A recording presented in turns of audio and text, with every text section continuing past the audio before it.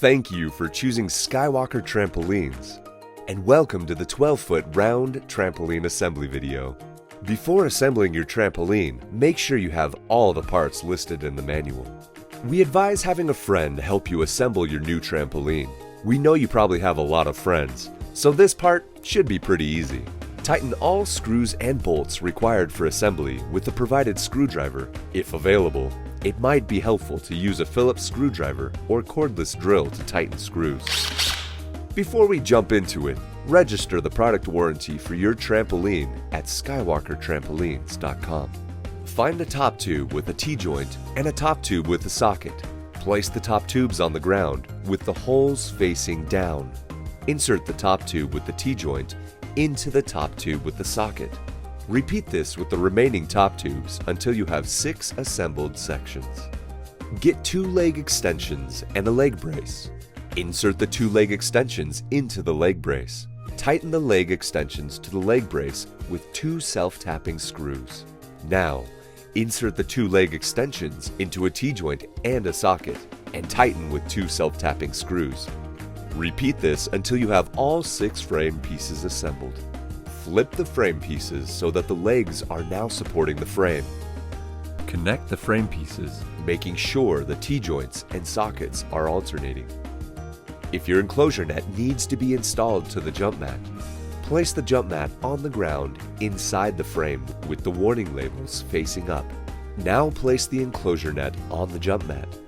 Make sure the first V-ring that is directly left of the warning label lines up with the first hole directly left of the enclosure door, the clip. Insert the V-rings in their corresponding holes to fully attach the enclosure net to the jump mat. Now, line up the warning labels with 2 T-joints. Using a spring tool, hook the smaller end of a spring into the V-ring just left of the enclosure door. Stretch the free end of the spring until it reaches the frame hole just left of the T-joint. Repeat the same thing on the other side of the trampoline.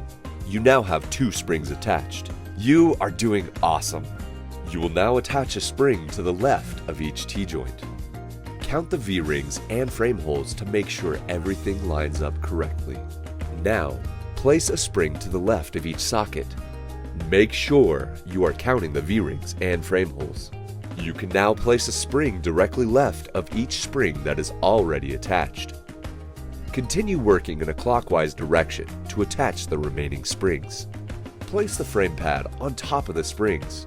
Adjust the frame pad so that the slits are directly above the sockets.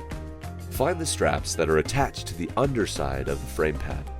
Position the inner straps so that one strap is threaded through a V-ring and tie it in a bow. Position the outer straps so that one strap is on each side of the frame and tie it in a bow. This step is easy. Just slide all of the straight tubes and curved tubes into foam. Now, insert one straight tube into one curved tube, making sure the 2 holes are on top. Tighten with 1 self-tapping screw. Repeat this until you have 6 assembled enclosure poles. Insert the pole caps into the strap rings found along the top of the enclosure net. Make sure the hexagon hole is facing the net and the round hole is facing you.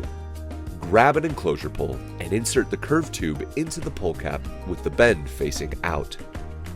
Make sure the holes on the curved tube, pole cap, and strap ring are all aligned. Secure it in place with a bolt. Repeat this with the remaining enclosure poles. Starting from the enclosure door, lift one of the enclosure poles and insert the straight tube into the socket. Repeat this with the remaining enclosure poles. Finally, insert the end caps into the bottom of the sockets. Congratulations on completing the assembly of your Skywalker trampoline. We knew you could do it. For more information, please visit our website, skywalkertrampolines.com, or follow us on social media.